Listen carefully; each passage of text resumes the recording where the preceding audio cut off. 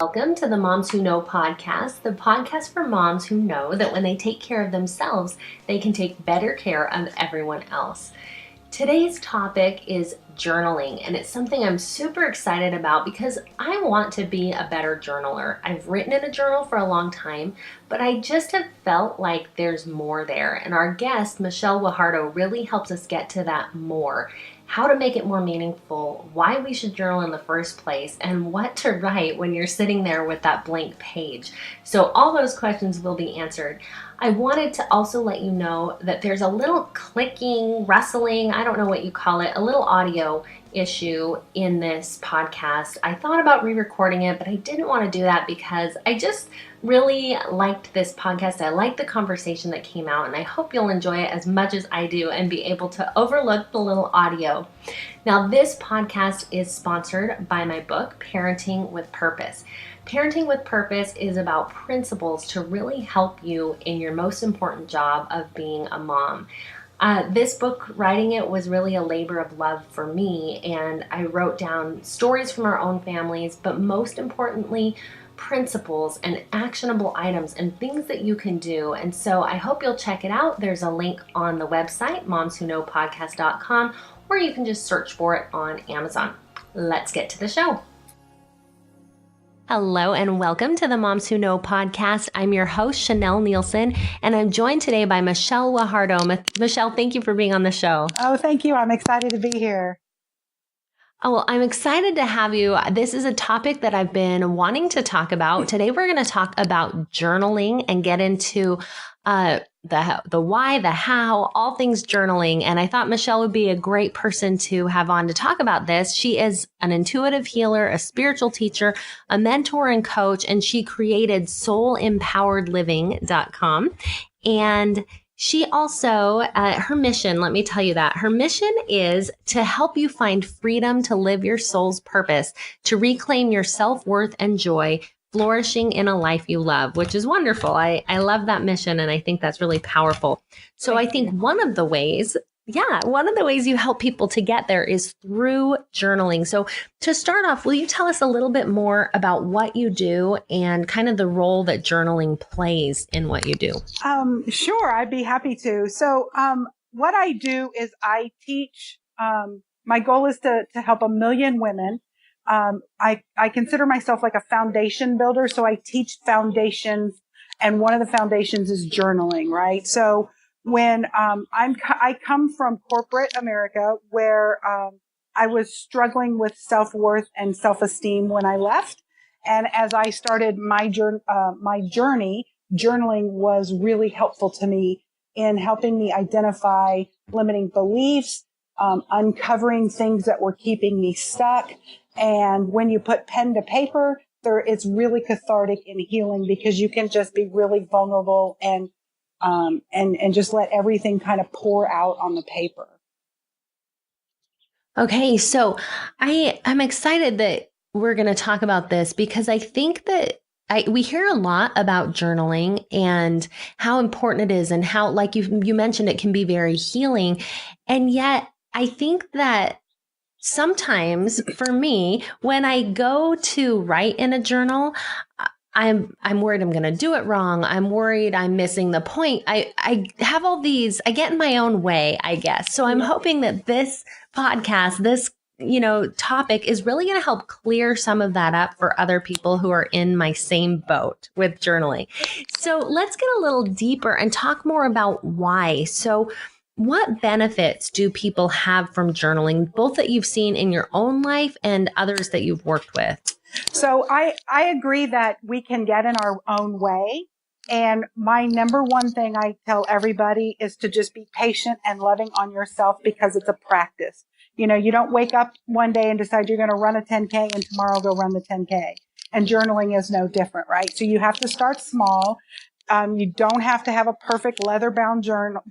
Just go take one of the kids' spiral notebooks and use that. And I tried to be perfect in mine too, and I realized I wasn't getting anywhere trying to be perfect and all pretty. It was really, sometimes it's scribbles, sometimes it's, scratching out stuff. Sometimes it's just pouring down things and drawing pictures. It's just a release of what's kind of kind of stuck in you. And so what I teach is first and foremost gratitude, because gratitude begets gratitude. And what you focus on is what the universe brings you back. So the more grateful you are, the more opportunity the universe gives you to be grateful. And so the first thing I tell everybody is you put your journal in the bathroom, because you're going to at least be there 6 or 8 times a day.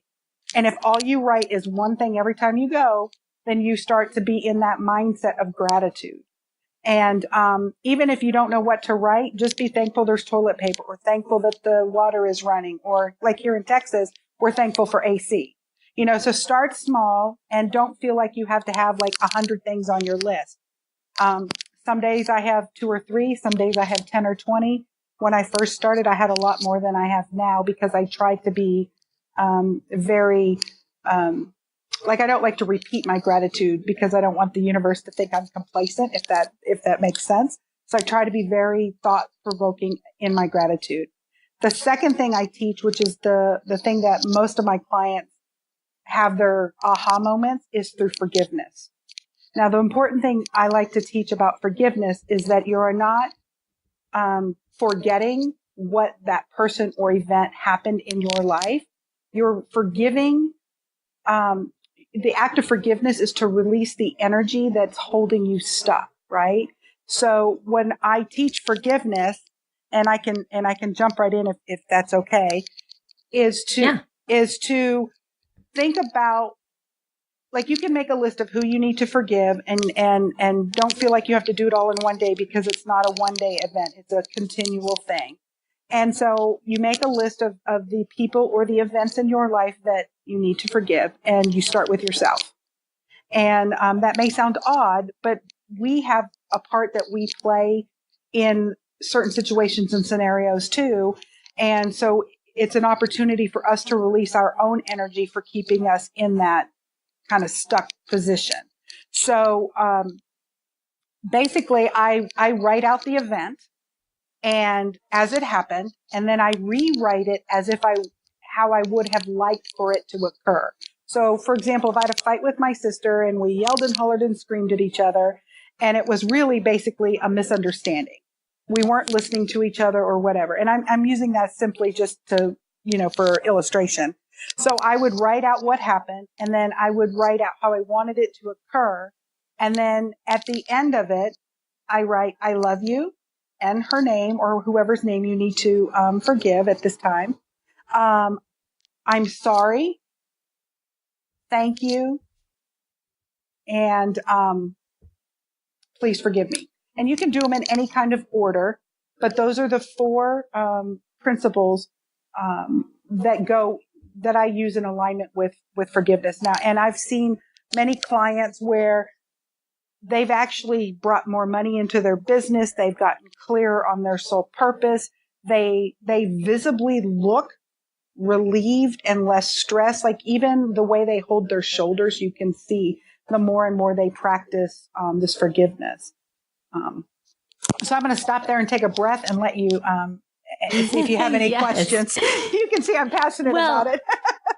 Yes, I'm glad you are. I love that idea of forgiveness journaling, because I think that forgiveness is one of those things that we say, yes, I want to forgive, but sometimes we don't know how. Yeah. And this really gives a practical how on how to let go of some of that energy, like you talked about, to really be able to process those emotions, process the feelings.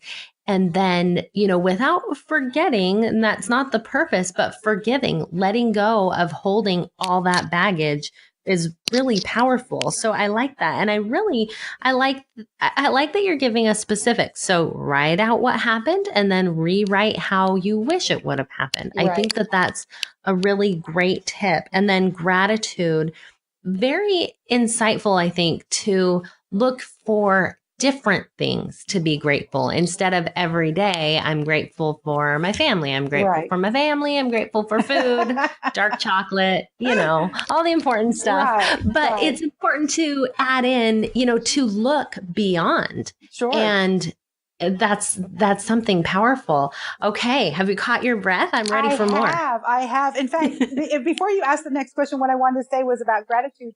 Like when you and I connected about this podcast, I actually put in my journal that I was grateful for meeting with you. I was grateful for the opportunity of the podcast.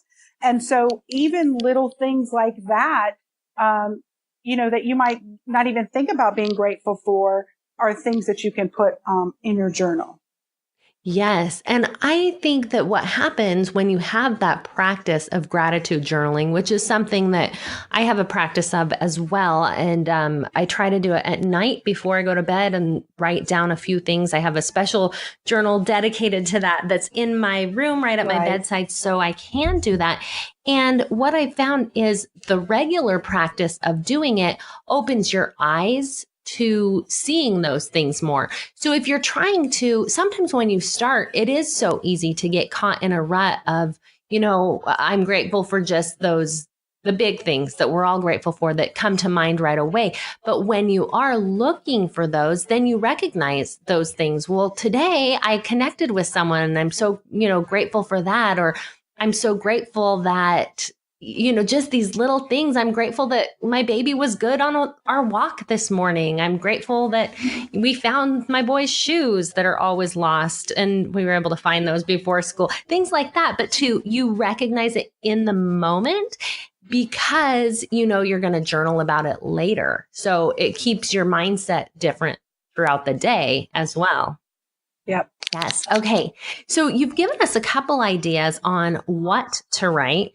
So give us some more. So when you sit down and you have this blank page in front of you, maybe that day you're not feeling like you have someone to forgive. That's one that I would feel like probably would be used more in a situational type thing. What else can we journal and what else is really effective and useful for us to use our journals? Well, and that's a great question and a great point about forgiveness. So when I first started, I was doing forgiveness every day, and then slowly you just whittle away your list, and then you only really do forgiveness when something comes up. So some of the other things that I do is I just use a regular spiral notebook, and I kind of have a template that I just copy over every day. And it's evolved. When I first started, it was 4 pages. Now it's like a half a page of a college ruled notebook. And then I add and take away things as I change and kind of grow in my journey. So one of the things that I love to challenge, like the people in my Facebook group and my clients, is what I call a love me compliment.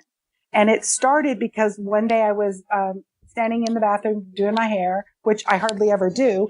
And I thought, wow, like my hair really looks good. And I felt like it. And it shocked me because I never liked the way my hair looks. And I thought, oh my gosh, I need to put that in my journal. And that's how it started. And so the love me compliment is a compliment you give yourself as if your spouse or your best friend would give you. Like, man, that dress looks really good. Or that talk you gave at church was so inspiring. It's like, you're so motivational. It's the thing that kind of lights that fire. And when I do it in the morning, it kind of sets the tone and kind of gives me that little boost of, yeah, like I kind of nailed that, and it sets the tone for the day. The other things that I did at the very beginning was affirmations and mantras. And an affirmation starts with I am, or I choose to.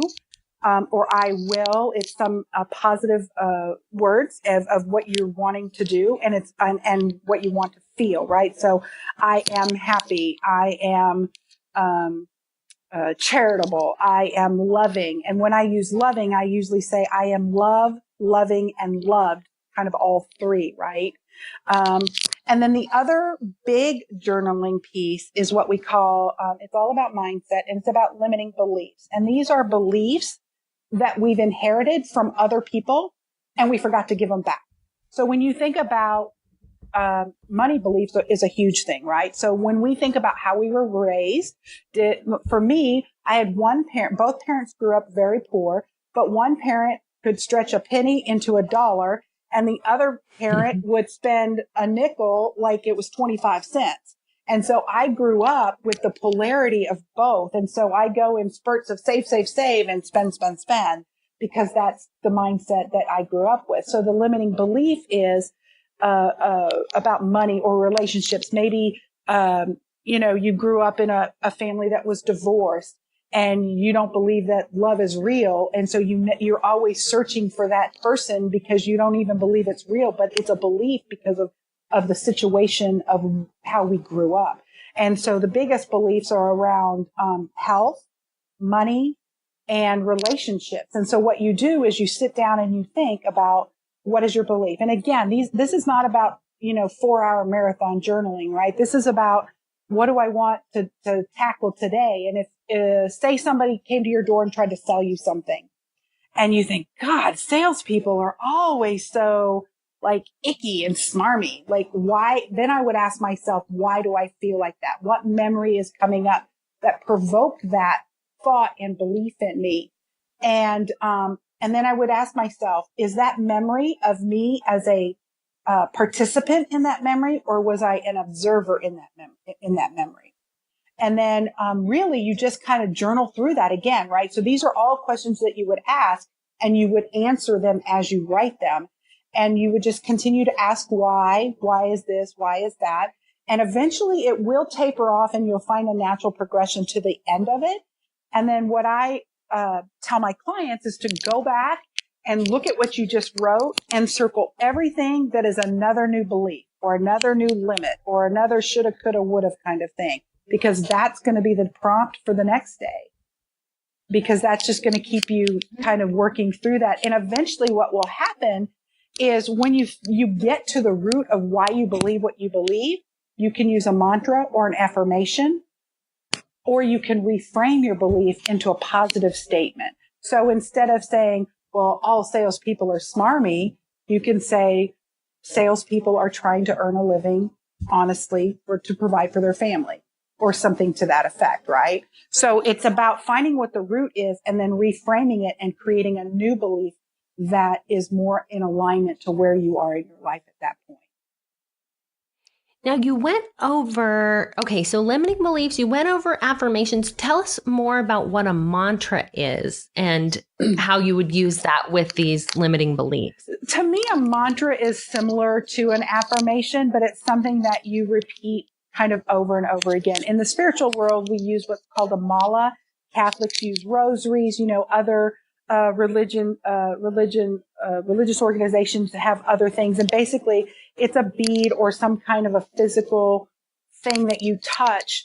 For me, I wear a chakra bracelet. And so when I touch the bead, I can repeat the same thing over and over again. So if I'm struggling with, something in my business, I can come up with a mantra or an affirmation and then go through my beaded bracelet, and every bead I would repeat that mantra.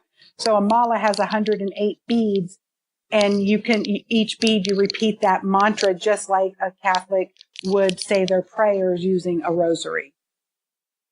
Okay, that's an interesting definition. I am a yoga instructor, and of course we use mantras in yoga. But I have never thought of it in quite that way. But yes, that repetitive nature and that coming back to that. Okay, that's interesting. Now, I want to circle back to something you mentioned earlier, and that was a spiral notebook. I really think that's an interesting piece here because, so growing up, I've always journaled. I started my first journal when I was 8, and I was a prolific journal writer. In high school, I would write at least a page a night, every single day. I have all chronicled of all the boys I liked and all the silly things. My journal was more of a record of what I did, how I felt a little bit, but mostly, what was going on in my life that I felt was worth recording. Now, part of what I like about the spiral notebook and what's standing out to me, so my journals are all very fancy journals. They say journal usually on the front, and they're bound and they have lined pages and they're nice. And so when I go to write in my journal, I feel a little bit, I don't know if pressure is the right word, but these are something that's going to last. And that, after I die, I expect my kids and my grandkids to read them. Right. And so it puts a little different spin on the idea of journaling. Whereas if I was using a spiral notebook, I would feel like this is for me. This is to work through my thoughts. And when I'm done and I don't need it anymore, I don't need to worry about it because it's just for me. It doesn't have the same permanence. Yeah. It gives you permission to rip the page out. It gives you permission to color outside the lines and take notes like we did in high school and college. And it's kind of like a work in progress. And I've had journals where, they have journal and they're bound, but what I found was they weren't big enough. And so I needed more space and more things. And I was not a journaler, until 2 years ago. And I didn't keep a diary because I didn't want people to find and read my secrets. Now anybody can read my journal. It doesn't matter. And so my journal chronicles a little bit about my journey and my day and my ideas and my inspiration on top of other, journal prompts that I would write. So, it's kind of a mixed bag of all of that. But I agree. Okay. I agree that it gives you a little more freedom to say, oh, it's just a spiral. If I scratch it out, that's no big deal. Yes, you don't have to worry about, it takes off some of the worries. You don't have to have perfect penmanship. Exactly. You don't have to be writing this amazing thing. It's just a spiral notebook. If it's lame, tear it out. No big deal. So I like that whole concept. Remember, we're not perfect, right? So our thoughts are not always perfect. Not every I is dotted and every T is crossed. And sometimes we fall down and we make a mistake, or we have to scratch out a word because we spelled it wrong. Our journal just represents the journey that we are. And sometimes we have pretty handwriting, and the next day maybe we're crying through the whole journal and it's not as pretty. Yes. Oh, our journal represents the journey. That is quotable right there. That's so good. Okay. So I want to get into ideas for a regular journaling practice. So I really want to talk about here how to make it a part of your life, and whether, it's a good idea to use journaling prompts or ideas, or kind of what the ongoing practice looks like for journaling. Yeah, my ongoing practice is really a non-negotiable daily routine, and it can be morning or evening. Mine just happens to be in the morning. I get up pretty early. It's me and my husband. We don't have any kids at home right now, and so I get up anywhere between 3:30 and 5:30, and it's sometimes I read, sometimes I journal, sometimes I just start work. And it's more about what's important for me at that point, what's making me happy. And so, and then I do put something in a journal every day. So the practice of journaling is done every day. And I always tell everybody, start small, right? If all you have is 5 minutes because you're a mom and you have 5 kids at home and 5 minutes is all you've got, then just do that. And it doesn't matter morning or evening. If you get up before they do, or you've put them down to bed and it's 10 o'clock and you have 15 minutes, then just use that time.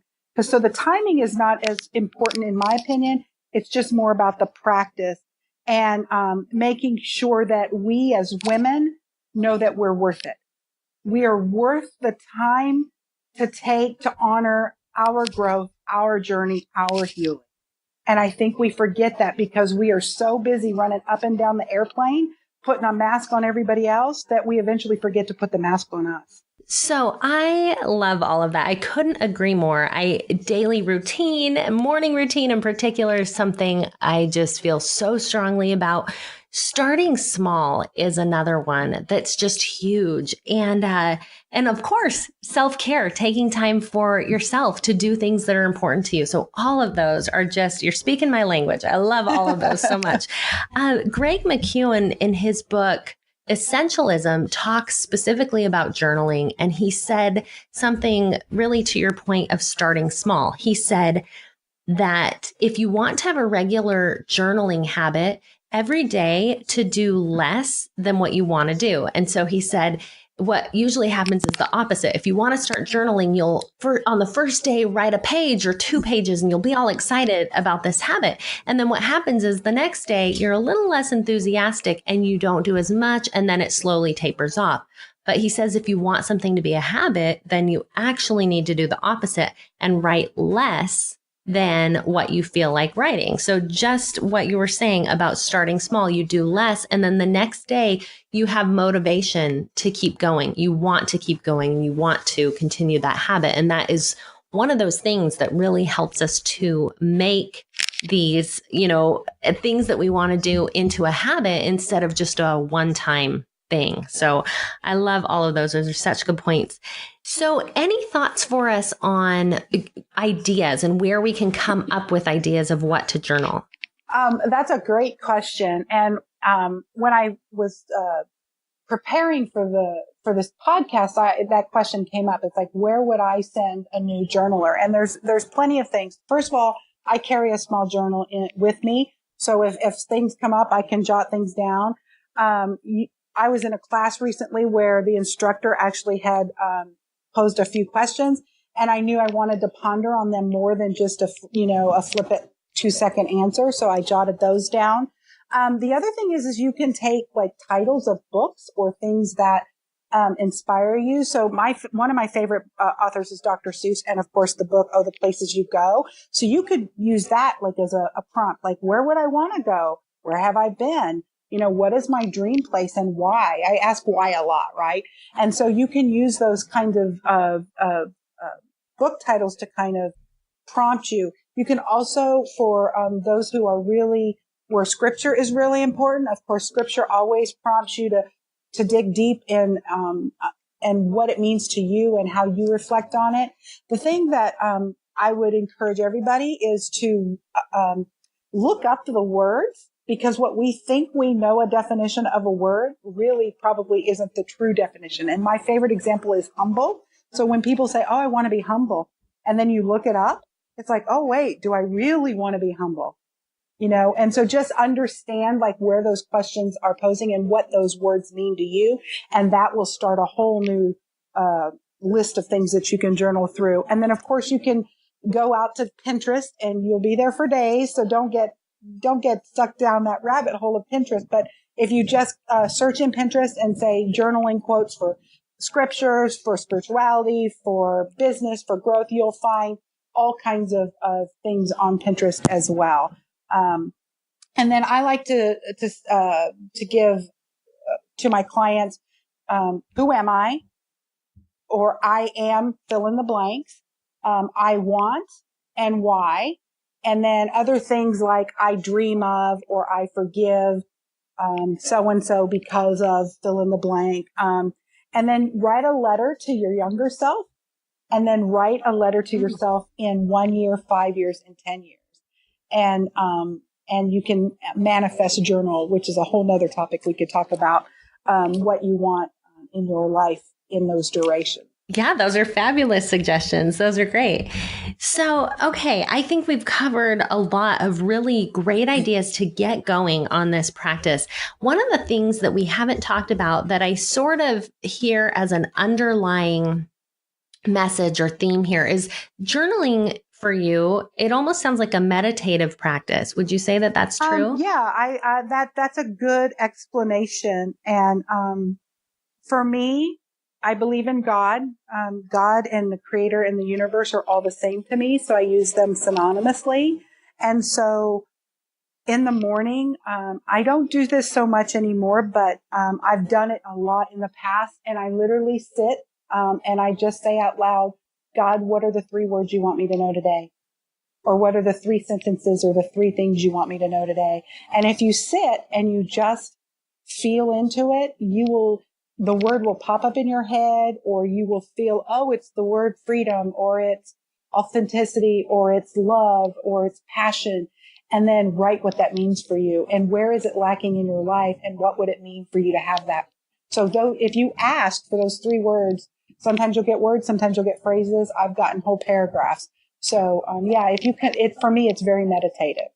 Yes. Okay. I think that that's a, kind of a deeper aspect into journaling, and journaling can really be whatever people want it to be, right? It can be like my high school journals, a list of here's what I did today. You can have a food journal. You can have a gratitude journal.